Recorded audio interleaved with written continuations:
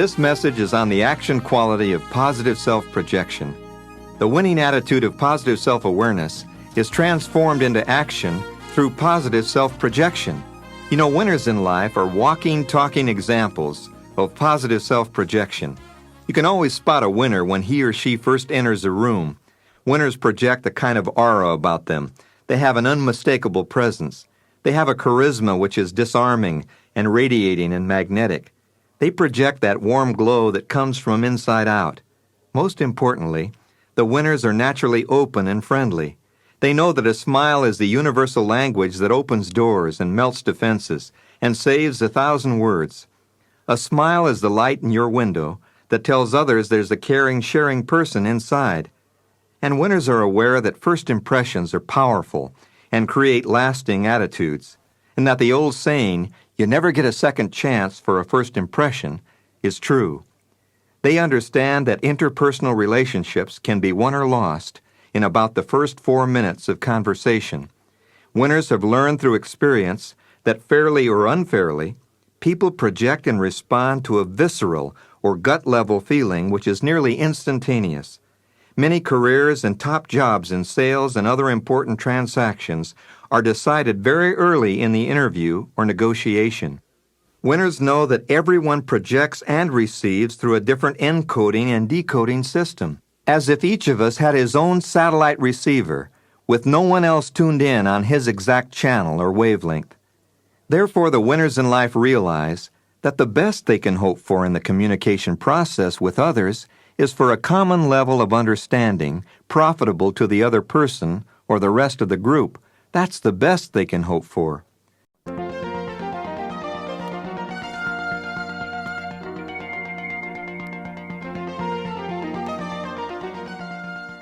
Here are 10 winning keys to the 21st century. Winning key number 1. Adapt to the 3 C's. And what are the 3 C's? They are change, complexity, and competition. As we approach the 21st century, you can be certain that these 3 C's will dominate your world: accelerating change, rising complexity, and increasing competition. So don't wait until change occurs and then react. Stay ahead of the change by keeping more informed. This means more reading, more educational television, and less recreational television.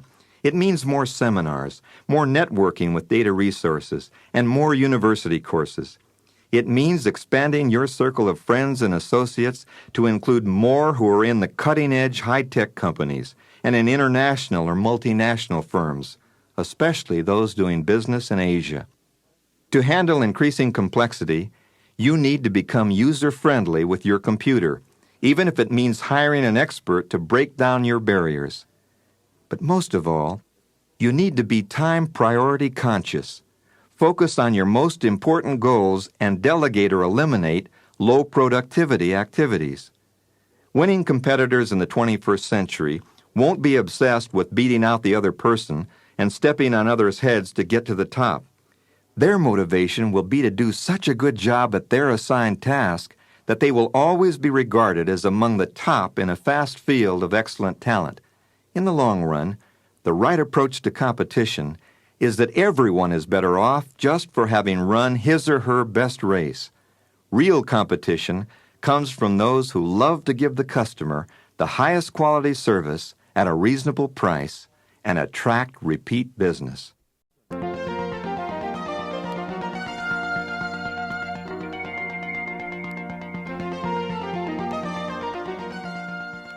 Now let's talk about the second 5 winning keys to the 21st century. Winning key number 6. Learn to be an intuitive manager. Now's the time for whole-brain thinking and decision-making. Thousands of years ago, we were more emotional and intuitive. As we learned how to use tools and communicate, we developed into a left-brain society, utilizing verbalization, logic, and practical step-by-step solutions to our problems.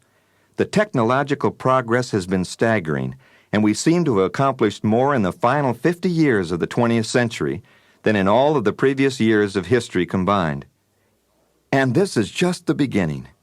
The computer and voice-operated terminal will make the electric typewriter as obsolete as a butter churner in a few short years. We have a tremendous opportunity for a new age of creativity. As the professional and personal computer take over many of our analytical left brain functions, our time and our minds will be more available. We should be able to experience interpersonal relationships based more on feelings and emotions than we have been in the past. We'll become intuitive managers. With our sharpened right brain awareness, we'll be able to sense the precursors and the beginnings of problems. We'll notice body language, hidden agendas, nuances, and subtle trends.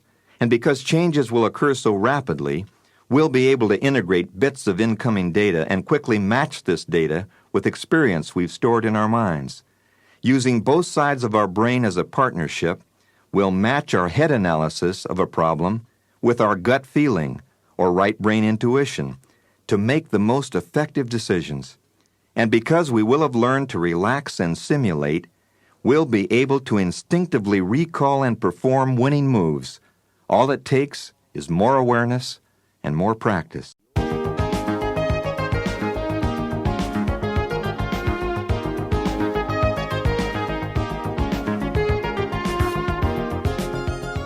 Take action today for more positive self-awareness. Realize that you do not need to change your present environment. Losers keep changing jobs, cities, states, wives, husbands. Change your attitude and change your behavior in your present environment. Schedule a comprehensive annual physical with your own physician or a reputable clinic. I don't mean a blood pressure, urine test, and a thank you exam. I mean the works once a year. Don't wait for the flat tire or dead battery or engine knock. Get a prevention check and a tune-up. Break your daily routine that you've set for yourself. Get out of your comfortable rut. Go to work a different way. Instead of taking a tranquilizer, take a walk near the flowers.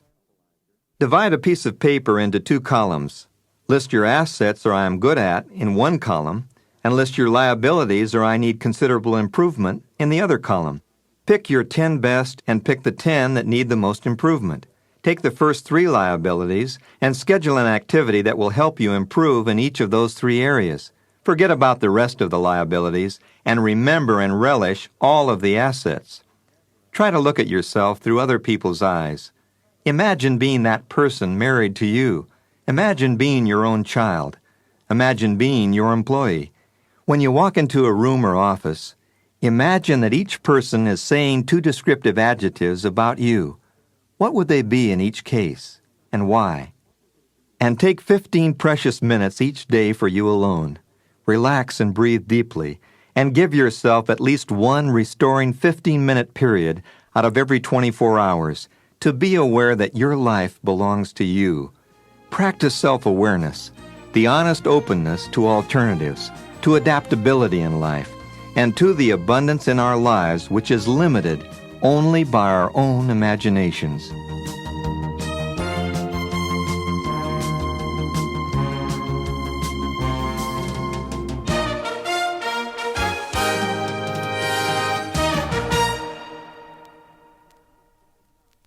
And here's the key to winning self-awareness. Winners learn how to relax and cope with the trials and tribulations of everyday life.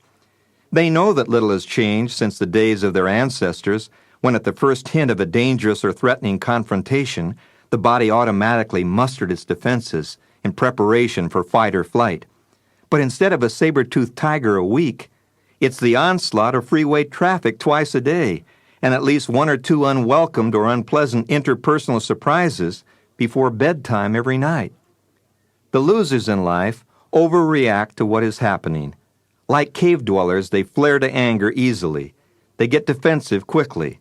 The blood pressure jumps as the heart rate quickens, as the adrenaline flows, as they rush headlong into an imaginary struggle for survival, or as they run and hide from imaginary predators and volcanic eruptions. The effect of this type of daily distress or negative stress is devastating to the mental and physical health of the individual. And so the loser drinks more, smokes more, and pops more Valium tablets to cope. Dr. Robert Elliott, a prominent cardiologist, is studying the relationship between stress and heart attacks. Dr. Elliott refers to the syndrome of invisible entrapment, which is the deep-down worry, frustration, and anxiety of people unable to cope effectively with their changing status in a changing world. This invisible feeling of entrapment is a major factor in the increasing incidence of sudden death from heart attacks and stroke, as well as other mental and physical illnesses.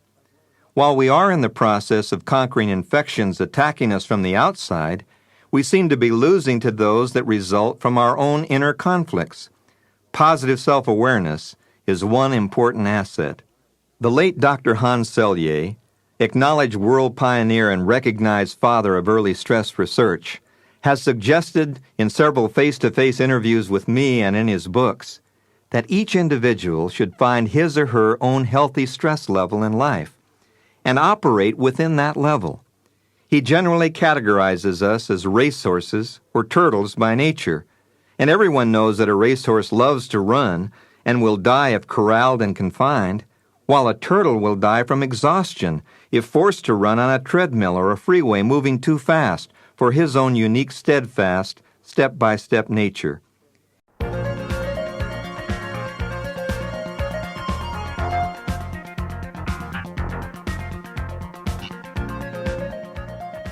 Winning key number 4. Become a lifelong learner. You know, school is never out for the winner. Continuing education in today's world is the rule rather than the exception. But many people still believe that life is lived in 3 distinctly separate phases. Phase 1, you go to school until you graduate with a certain amount of knowledge. This should take about 12 to 16 years, they figure. Phase 2, you go to work and use your school knowledge to advance as fast as you can. And you earn as much as you can and get some kind of financial nest egg built up. Phase 3, you finally reach your real goal. You retire and go to pasture trying desperately to make up for all the years you wasted in school and at work. This prevalent limiting attitude has been called the 3 boxes of life, and you and I are not going to fall into them. If you're in the early stages of your career, consider these facts. Because of accelerating change, rising complexity, and increasing competition in the world marketplace, you can expect to make at least 4 career changes in your life. And there's a good chance that one or more of the companies that you work for will be acquired by a more aggressive one, or will become non-competitive, or will be forced out of business altogether. And big organizations are just as vulnerable as small ones. That's why you must never stop learning and never complete your skills training or your personal and professional development. You must become a lifelong learner to remain in the game as a valuable player. So view yourself as you incorporated, and incorporate your mental assets. By building your book value through continuing education, and by raising the value of your own stock in yourself, by investing in skills training to anticipate change, you'll continue to be sought after as a one-person service corporation by employers who will compete to retain you and to buy from you. So from now on, treat yourself as you incorporated, and you'll always be in demand and command the highest price for your own brand of excellence. The pursuit of mind-expanding techniques toward a heightened state of self-awareness has been a mysterious journey beginning in Jerusalem and wandering into the high mountains of Tibet. And today, the quest for mental and physical self-awareness ranges from the ridiculous to the sublime, from electronic hi-fi stereo alpha brainwave stimulators to cocaine, from fad books to fantasy islands, from biofeedback to subliminal programming. No wonder there's so much discord in family, social, and international life. Every individual hears a different drummer, sees through a different lens, perceives through a different filter, and decides as a result of a different computer program in his or her own unique brain. The ability to accept the fact that everyone is unique and to be able to understand another person's point of view as if you were that person is called empathy. And empathy is the ability to walk in another Indian's moccasins for a mile before passing judgment. Empathy is feeling with someone else, while sympathy is feeling for someone else. Empathy is when you watch the marathon runners at the 20-mile mark and your own legs ache. Ask yourself the questions. How would I like to have a husband like me if I were my wife? How would I like to have a mother like me, a manager like me, a boss like me if I were my employees? How would it feel to be a white shoeshine boy in downtown Johannesburg? What would it be like to be an American maid in an exclusive district of Mexico City? Are you able to empathize with young people? Or do you tell them to shape up or ship out? Does it exasperate you that there are so many weirdos around compared to you? Did it ever occur to you that you may seem really weird to others too? What is certain is that we need to understand what being human really is, and that is a changing, growing, imperfect, but amazing living creation. And the winners have that marvelous ability to understand their own relationship to their own environments and to the many people and events that interact in everyday life.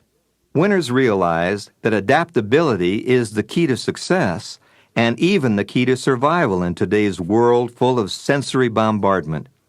During the past 100 years or so, electronic technology advancements in telephone, television, satellite, and computer communications have accelerated to the point where we are subjected to more information transactions in a single day than our grandparents experienced in their entire lifetime, more in one of our days today than in all of their lives. And yet there has been little change, if any, in our evolution during the past 500,000 years in our ability to cope with or adapt to our rapidly changing society.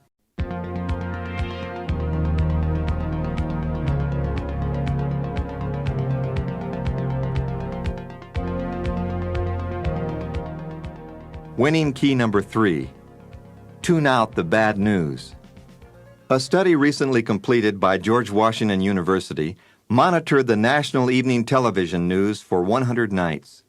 Over 6,500 negative statements were recorded, while only 370 positive or good news items were logged.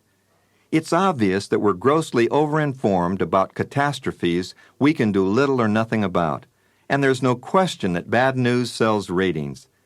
The majority of the general public exists on a mental diet of television, motion pictures created to shock us, and slick publications designed to stimulate us. I consider most of what we have available as junk food that leads to mental malnutrition and poor emotional and spiritual health. Television constantly exposes children and adults to antisocial behavior performed by the incompetent, the uncouth, and the insane. At the other extreme are the superheroes with unnatural strength and superhuman abilities.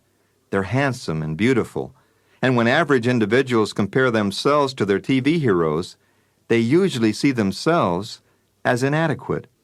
Recent studies conducted by a Stanford University research team have revealed that what we listen to and what we watch does have a marked effect on our imaginations, our learning patterns, and our behaviors. First, we're exposed to new behaviors and characters. Next, we learn or acquire these new behaviors. And the last and most crucial step is that we adopt these behaviors as our own. One of the most critical aspects of human development that we need to understand is the influence of repeated viewing and repeated listening and verbalizing in shaping our lifestyles. The information goes in harmlessly, almost unnoticed, on a daily basis. But we don't react to it until later, when we aren't able to realize the basis for our reactions. In other words, our value system is being formed without any conscious awareness on our part of what is really happening. If you really want to win in the 21st century and raise a winning family in the process, demand more educational and more positive television programming. Demand higher quality motion pictures by passing up the marginal ones. If you have to, boycott the theaters by renting good video cassettes. Save your money and your kids' money by being more selective. There are some fundamental consistent patterns that winning human beings follow in this practice of positive self-projection. First, winners always look like winners, at their best. They know the clock is always running, that the bird of time is on the wing, and they feel that since there's no time to lose, why not put their best foot forward? Winners respect the fact that we as people usually project on the outside how we really feel about ourselves on the inside. For example, when we aren't feeling well physically, we don't seem to look as well at the skin or surface level either. And correspondingly, when we don't feel good about ourselves emotionally or mentally, we don't seem to make a very good impression with our looks, our personal grooming, or clothing habits. Studies have shown the definite correlation between looking good and success in life. A recent Harvard study pointed out that people who feel unattractive as judged by themselves and their peers tend to suffer from feelings of loneliness and rejection and isolation. And school children who look good are actually treated better not only by their classmates, but by their teachers as well. The term good-looking, as we're using it here, doesn't necessarily mean beautiful or handsome like a movie star, because other studies have shown that some of the most beautiful young people physically are less satisfied, less well-adjusted, and less happy in later life. But what can we learn from these insights? First, while we have no choice over the genes that we've inherited, and thus are stuck with our general shape and our structure and our skin, it's to our advantage to take care of our health and appearance and to do what we can to enhance what we've got, because like it or not, we'll be judged by our looks with an instant and lasting impression. And second, since we behave according to the way we think we look rather than the way we actually look to others, those of us who can learn to be fairly satisfied with our features are way ahead of the game as far as being real winners in the game of life. In today's cosmetic, chemical, and plastic society, there's a real need for internal value when we consider the true meaning of positive self-projection. We seem to be taking a good thing, which is doing the best with what we've got, and going overboard with self-indulgence in an attempt to buy the fountain of youth or superficial happiness. We know, of course, that the kind of house, car, clothing, and possessions that we show off to the world is our attempt to tell others who we are. But more important than telling others who we are is that our expressed standards of living serve to remind us ourselves who we are. But in today's world of easy credit, in what some have called the plastic age because of the flood of credit cards and the ease with which they can be obtained and used, anyone can arrange to display a sports car or a powerboat or a motorhome in front of his or her home. But the true winners project success without flaunting it. The winners may not always be able to afford to buy the very best and most expensive of everything, but they always do the very best with what they've got and with what they can afford, knowing that the world is looking. So we don't have to be rich or spend a fortune to project the look of a winner. All it takes is a little extra effort and time in personal grooming. A good appearance is the way to stop people who are important to us and gain their attention long enough to project our inside value, kind of like a good book among the thousands available on the bookshelf. Winners take the time in life to look at the rosebuds opening every day. Winners take time to listen to what others have to say, finding value in all inputs. Winners take time for their children, knowing that Gibran was right, too soon they fly from home, like arrows from the bow. Winners take time to play like children, knowing that when children grow up, they tend to act old. And winners take time for old people, knowing that the old people live for the hope of communication and attention from their loved ones. Winners take time to relish their work, knowing that scaling the mountain is what makes the view from the top so exhilarating. Winners take time to read, knowing that books are the fountain of wisdom, and they take you places where you may never visit in person. And winners take time for nature as well, knowing you can't put it on your master charge. Winners take time to promote their own health, knowing that health is the single commodity you're given as a gift that you don't recognize and appreciate until you have it no longer. But most of all, winners take time to love, knowing that the real definition of love is look for good. To love another is to look for the good and encourage and allow that person plenty of growing room to be all that he or she could ever be. Winners take time to relish and enjoy. Winners don't live in the past. They learn from the past and enjoy their successes and their memories, but they don't live in the past, knowing that change is inevitable. But winners don't live in the future either, They know that the future can be a safely procrastinated world called someday I'll. Someday I'll get a promotion, someday I'll spend time with my family, someday I'll speak, someday I'll write, and someday I'll never comes. The winners in life live in the present. They live in the now because winners have learned to have a sense of nowness. They know that now is the only moment of time over which they have any control. Now and it's gone. Now and it's history. Winners have a sense of urgency about what's important in their lives. They have that ability to sort through the daily transactions and opportunities and spend their time wisely. They focus and work diligently and efficiently and in a relaxed manner, however rapid the pace. They make decisions that get rid of the stacks of incoming mail and make it outgoing mail. They play, they exercise, they socialize with the same relaxed but intense focus. A recent behavioral study has verified the characteristic of superachievers in life to be able to focus and become totally engrossed in the now situation until it is completed or filed for future reference. And they live in that only moment of time over which they have any control.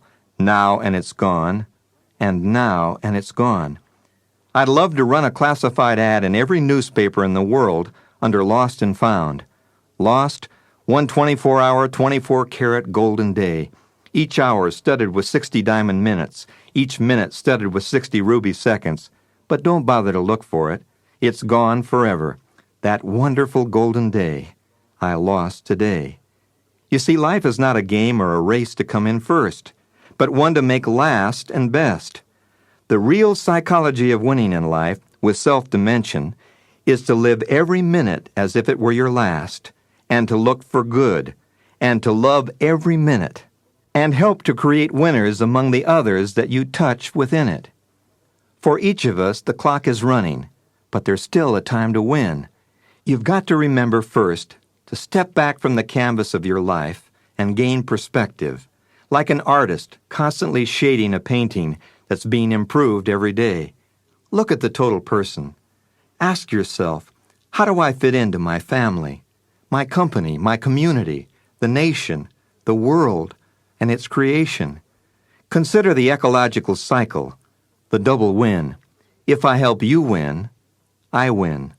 If nature wins, we all win.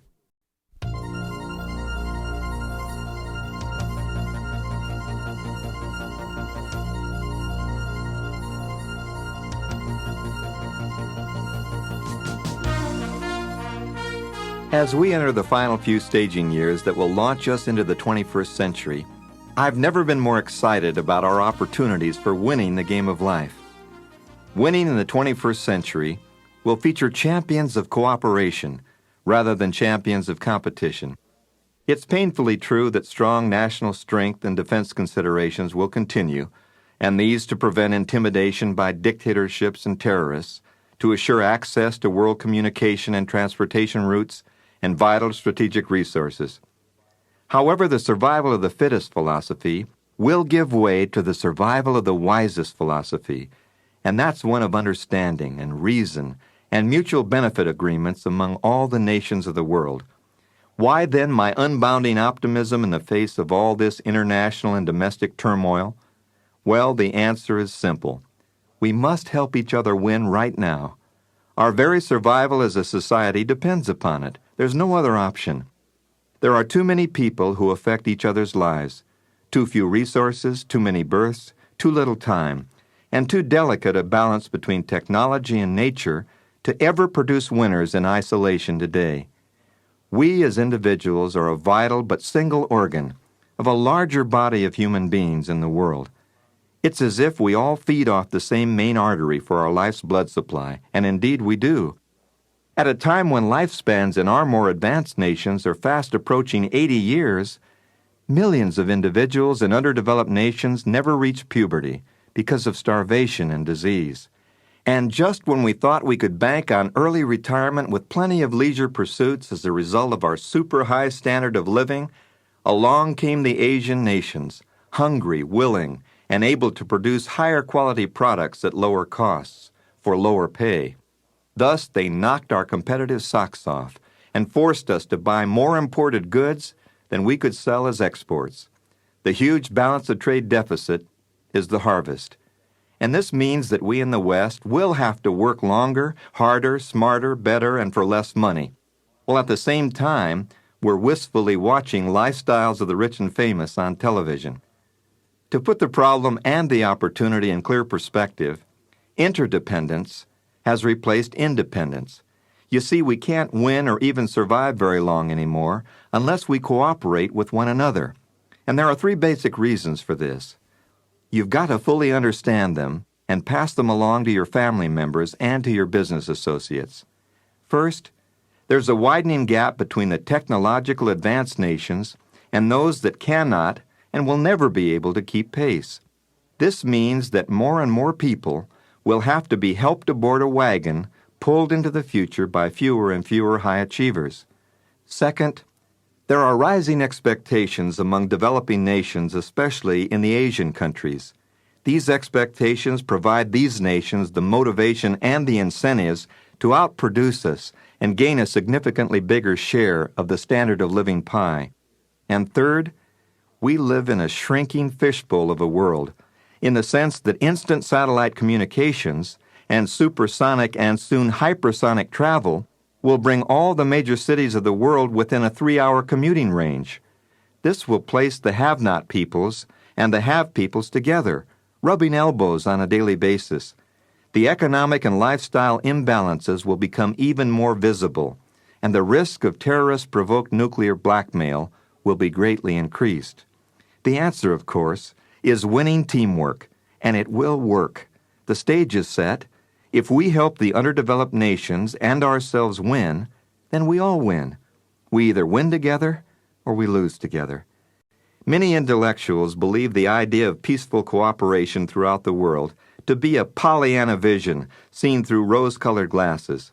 They're the cynics who believe that history always repeats itself because so far it always has. As we prepare to enter the 21st century, they remind us that the human track record is pretty grim. You see, no society has ever survived its own success. Whenever they do get on top for a period of time, they forget how they got there, and they rest on their laurels, playing king and queen of the mountain, and apathy, greed, laziness, and self-indulgence set in, and they fall on their rears. As each society has thrived in the past, creativity, interdependence, and mutual support have provided the synergy where the whole has been greater and better than the sum of all of the parts. At the peak period of success, takers were in the distinct minority because people were committed to the necessity to be givers, in other words, lovers of the group. But as each society flourished, China, Persia, Greece, Rome, Inca, Maya, France, Britain, and now America, more and more people become materially well off. And what's gone wrong is the failure of many people to stay committed to loving and caring about others and to continue to give to the total group so that all might survive. When survival is no longer an issue, it's very tempting to indulge in selfish, hedonistic pleasures. As more and more people succumb to this temptation, there are fewer and fewer givers or contributors to society, and more takers or freeloaders. The result, which has repeated itself throughout human history, is a shift from a team effort to a struggle between the takers and the givers. Takers, of course, are those who live strictly for the pursuit of their own immediate pleasure, regardless of the side effects on future generations. But givers, on the other hand, enjoy pursuing goals that benefit themselves, their children, and everyone else's children as well. As each society in the past has reached material success, the takers have gorged themselves and the givers have been stuck with the check. This has continued until a society falls apart in moral and material bankruptcy, when the bill becomes unpayable, as the takers become the majority. But there's a ray of light among the thunderclouds as we approach the 21st century, and it could be as powerful and piercing as a big laser beam. We are actually learning from history, and we're beginning to move back to team play in the game of life. There's a growing awareness that the me-first generation is dead wrong and dead wood. Although alcohol, cocaine, and designer drugs are being consumed at alarming rates, there's a rising groundswell crying out that enough is enough, and that collective suicide is totally unacceptable. The giver's response to the taker's indulgence is in the fitness movement and new health consciousness, self-development programs, bicycles, treadmills, aerobics, nutrition awareness, walking, jogging, more outdoor activities, more team sports, quality circles, value-added management programs, shared responsibility, employee stock option programs, more community involvement programs, an all-out war on drug abuse, and more real concern for the hungry and needy masses. The economic success of Japan and its Asian neighbors has been a blessing in disguise. It's given our own corporate and government leaders a humbling awakening and a harsh lesson in productivity. The ability of the Asians to suppress their individual egos and feelings of entitlement, making them open to receive others' ideas and know-how, is one of their most important assets. Oversimplified, it's respect for the wisdom of parents and elders, and it fosters innovation by combining history and tradition with technological inventions so that balance and perspective can be maintained between generations. It combines lessons of the past with futurism, and it's diametrically opposed to the if it feels good, do it, and when in Rome, do as the Romans do mentality. And it's foreign to the famous yuppie t-shirt slogan, he who dies with most toys wins. The truth is, he or she who lives with most joys wins. Armed with this new and increasing awareness, you and I can win the game of life in the 21st century, and at the same time, we can prepare the playing field for future generations.